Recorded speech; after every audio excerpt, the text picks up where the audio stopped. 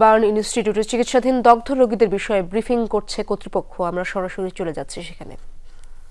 আপনাদেরকে আসলে আমরা একেবারে এক্সাক্ট সময়ে যে সবসময় শুরু করতে পারি তা পারছি না, কারণ আমাদের কর্মকাণ্ডগুলোকেই আমরা প্রাধান্য দিচ্ছি, আমাদের চিকিৎসার বিষয়টাকে প্রাধান্য দিচ্ছি। সে কারণে আপনাদের কিছুটা কষ্ট হচ্ছে, এই জন্য আবারও দুঃখিত।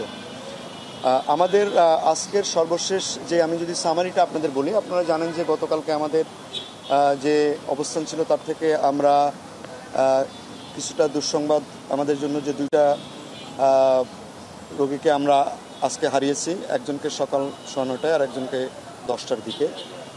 সকালে এটার পরে আমরা যেটা বসেছিলাম,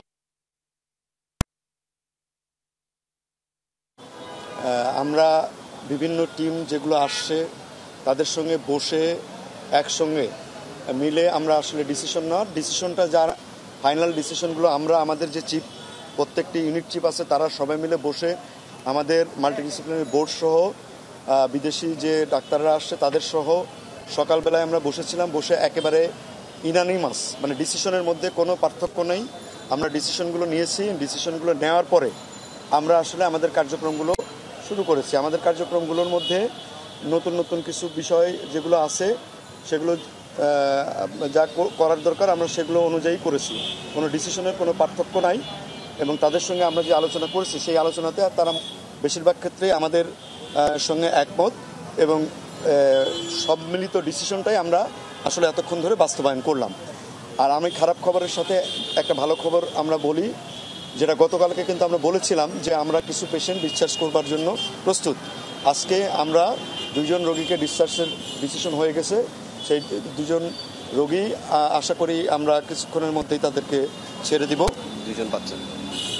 2জনই বাচ্চা। এই হচ্ছে আমাদের কাছে আপডেট। এর সাথে আমরা আরেকটু আপডেট দিব, যেটা আমাদের ক্রিটিক্যাল পেশেন্টের সংখ্যা এই মুহূর্তে 4 জন এবং সিভিয়ার পেশেন্টের সংখ্যা 9 জন। এর বাইরে নতুন করে আপডেট দেওয়ার মতো আমাদের কাছে তেমন কিছু নাই, এটাই আর কি।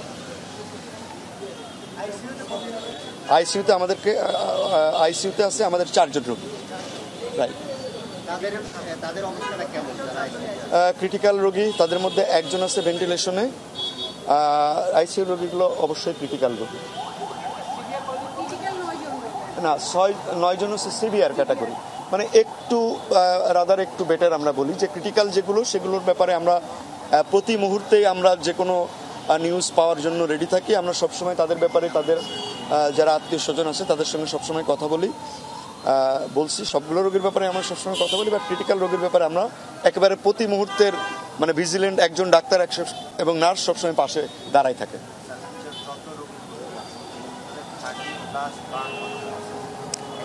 আমি এইভাবে আপনাদেরকে প্রশ্নের উত্তর দিতে চাই না, কারণ এগুলো কিছু কিছু জিনিস হচ্ছে যে পেশেন্টের জন্য মানে গোপনীয় বিষয়, এথিক্যালও বিষয়।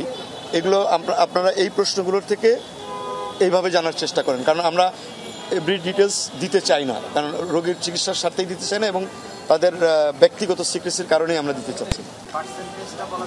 হ্যাঁ, ওইটা আপনি বুঝে নিতে হবে। ক্রিটিক্যাল এবং সিভিয়ার মানেই ওর মধ্যে পড়ে যাবে। আমরা ক্রিটিক্যাল এবং সিভিয়ার পেশেন্টগুলো সবই এর উপরে। আমরা অলরেডি কিন্তু আপনাদেরকে দিয়ে দিয়েছি। হ্যাঁ, আমরা পুনরাবৃত্তি না করি।